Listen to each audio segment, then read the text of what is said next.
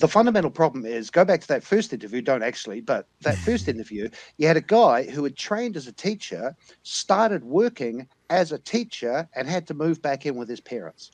That's the problem. Yep. And we That's heard the problem. last night.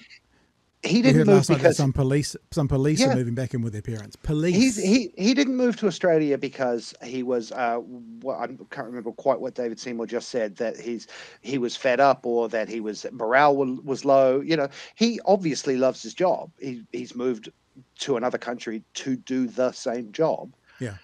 But he couldn't afford to live independently, was his words. You know, and that's. And, you know, let me be clear at this. I don't think any of our last governments have done enough to address this issue. I mean, I don't think this is not something that's new to this government. But what he's doing in this interview is, like you said, and like we alluded to in the conversation around workers' contracts and health and safety and things like that, is that they're shifting the blame. They're putting the blame on the paperwork as opposed to the bottom line. You know, for a government that seems very insistent on the bottom line, improving the bottom line for businesses, they don't seem to be showing a lot of that for improving the bottom line for anybody else. Yeah.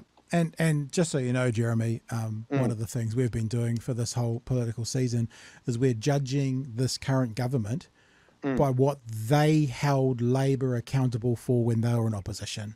So Which I think it's really fair. I mean, at minimum, we want to hold this government accountable to what they attempted to hold Labor accountable to, and we want to hold them accountable to what they've said. Now, so I agree with you. This is a systemic problem that's gone on for decades. Teachers are not getting paid enough. Yeah. But these guys came out and basically said, we're going to solve this, and they're not. So even though this is a systemic problem over decades, these guys we are at least going to hold them to the words they talked about. They criticised Labor for exactly what they're doing right now and not providing solutions to. So therefore, don't criticise Labor or fucking fix the problem. Okay. And I didn't realize you were doing that, but of course you are, because you have to, because they didn't run on anything else. Yeah. You know, their election was not about having 50 great new ideas that they wanted to try. In some ways, the last two Labor victories were run on ideas, and my disappointment is that a lot of those ideas never went anywhere, or were not followed through, or they quite frankly chickened out on some of them. So holding this government to account for the stuff that they have been criticizing for the last 6 years is perfectly fair and valid. And I acknowledge your right to do so. All right, so let's get. This has been a long setup and interruption of Mr. Steeman, but this is. I just wanted to highlight. This is what he's doing, right? He's about to say pay parity is not going to work because that wouldn't be fair to the younger teachers who are New Zealand trained. And as I said, there's an easy fix: pay those teachers more, and then it's fine. But let's just be clear what that means.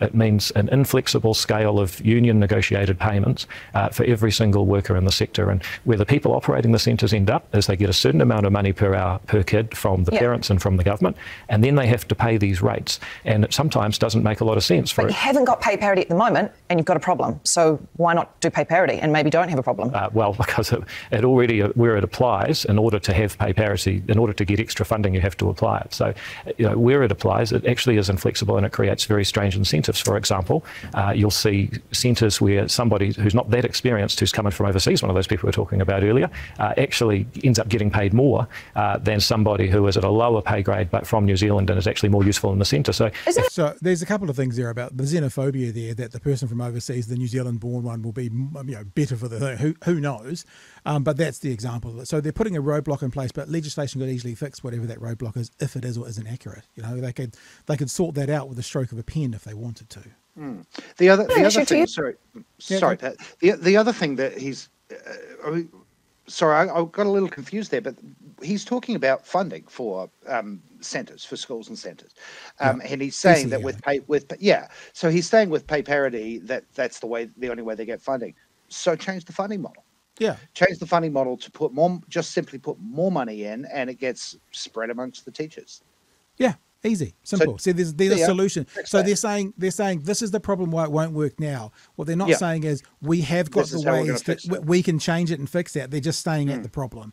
And we might even get to that in a story coming up in before we finish tonight. We're talking about rates and how expensive they are. There is ways to fix that, but rates hasn't been sorted out for decades, and so now we're facing a problem. These guys are saying there's a problem that's been here for a long time, and then they're stopping. So fix the problem. You can fix the problem. It just requires more money. You know that $800 million mistake you made? You know that millions or hundreds of millions given back to landlords? You know all that stuff? All of that stuff could solve this problem, but you're making an active decision to do that rather than fix this. Don't hide from it. Like this, if they were honest about it, I would respect them more. If they were like, no, we've given the money there so we can't do it here, I'd be like, you're pricks, but I respect you as the prickishness that you are. But they're basically going, like last night, Mark Mitchell said over and over again that, you know, the tax breaks to the landlords, that's a completely different conversation than how we're paying police. No, it's not, because it's money going into a pot and it's money coming out of it. They're not being honest. Be honest, and I would respect you more.